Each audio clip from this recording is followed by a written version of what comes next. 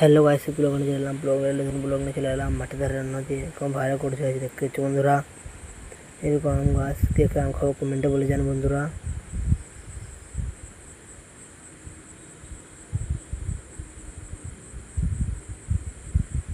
আম গাছটা হলো ওদের বাড়ি, ওদের গাছ বলে পারলে গাছ দিতে পারে। আমাকে দেখে দিলাম বন্ধুরা। আবার নালে যাচ্ছি ধান বইতে বলে যে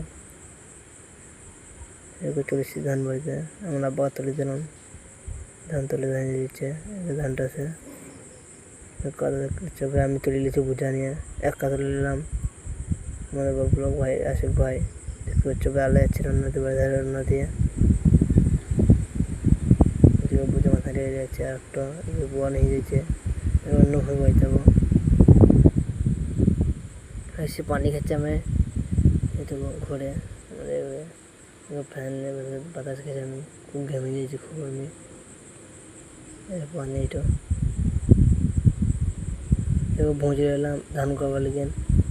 ধান গড়াই জমি দেখতে পাচ্ছ খুব সূর্য তাঁত খুব, তাও ধান গড়াইছে।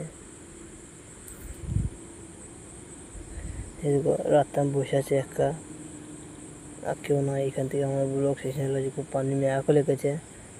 ব্লগ শেষ হলো বন্ধুরা, আর দেখে দেখো ব্লগ নিয়ে।